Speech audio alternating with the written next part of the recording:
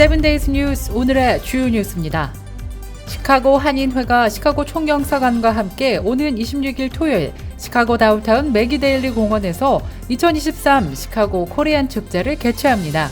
우리 모두가 공공 외교를 한다는 목적으로 최초로 다운타운 한복판에서 개최되는 이번 한인 축제는 한미동맹 70주년과 미주 한인 이민 역사를 기념하면서 한국 문화와 음식 등을 주류 사회에 널리 알리기 위한 행사입니다.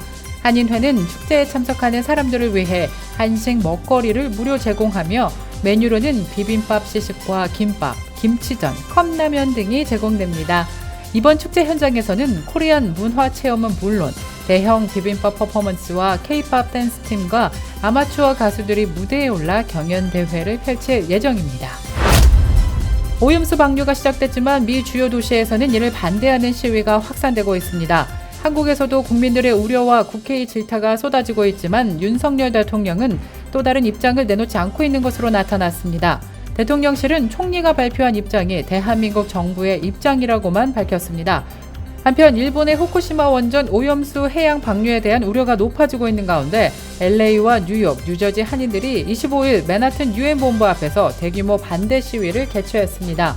시위대는 유엔 측에 일본이 후쿠시마 핵 오염수를 해양에 방류하면 바다 생태계는 핵 방사능 물질에 오염돼 인류는 더 이상 바닷물과 해양 자원을 안심하고 이용할 수 없는 대재앙이 닥치게 될 것이라고 메시지를 전달하였습니다. 지난 23일 뉴욕의 한 아파트에서 아시안 남성이 자신의 룸메이트 여성을 망치로 때려 숨지게 하는 충격적인 사건이 발생했습니다.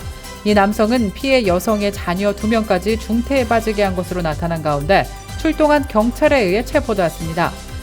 뉴욕 경찰에 따르면 지난 23일 오후 2시쯤 선셋파크 인근 52번 스트릿에 위치한 아파트에서 살인사건이 발생했습니다. 용의자는 올해 43살의 리용예로 룸메이트 여성을 망치로 숨쉬게 한 혐의를 받고 있습니다. 피해 여성은 올해 43세의 자오자오로 조사됐으며 여성은 오하이오에서 돌아올 예정이었던 남편을 기다리고 있던 중으로 조사됐습니다.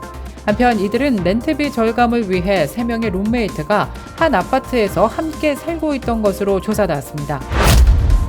오렌지 카운티에서 총기 난사 사건이 발생해 최소 10명의 사상자가 발생한 가운데 용의자의 신원이 공개됐습니다. 오렌지 카운티 셰리프국에 따르면 지난 23일 저녁 7시 4분경 19,000 샌티에고 캐년 로드에 위치한 콕스코너에서 최소 10명의 사상자를 낸 총기 사건 용의자가 벤츄라시 경찰관 출신인 존 스노링으로 확인됐습니다. 스노링은 지난 1984년부터 2014년까지 30년 동안 근무하다 은퇴한 베테랑 경찰관 출신으로 나타났습니다. 용의자의 범행 동기는 가정 분쟁으로 추정되고 있는 가운데 별거 중인 아내를 범행 대상으로 해당 술집을 찾아간 뒤 총격을 가한 것으로 조사됐습니다. 바그너 그룹의 수장인 예부게니 프리고진이 탄 전용기가 추락하면서 프리고진이 사망한 가운데 미 정부는 암살 계획에 따른 결과가 아닌지 의심하고 있는 것으로 나타났습니다. 당국은 프리고진의 사망은 암살이라는 정부의 사전 평가가 나왔다고 보도했으며 당국의 각종 정보를 취합한 사전 평가에 따르면 지대공 미사일이 전용기를 추락시킨 것은 아닌 것으로 보인다고 전했습니다. 이에 따라 프리고진의 전용기가 전날 돌연 추락한 것은 비행기 내부에 설치된 폭탄 등 다른 원인에 따른 것으로 보인다고 추정하고 있습니다. 사우스캐롤라이나주 대법원이 지난 23일 임신 후 약 6주 동안 아기의 심장박동이 감지되면 낙태를 불법화하는 이른바 태아 심장박동 보호법에 대한 지지 판결을 내렸습니다. 법원은 4대1로 태아 심장박동 시 낙태 금지법을 지지하는 판결을 내리면서 이번 소송의 원고 당사자인 가족계획연맹 등의 이의 제기를 기각했습니다. 이상 오늘의 주요 뉴스입니다.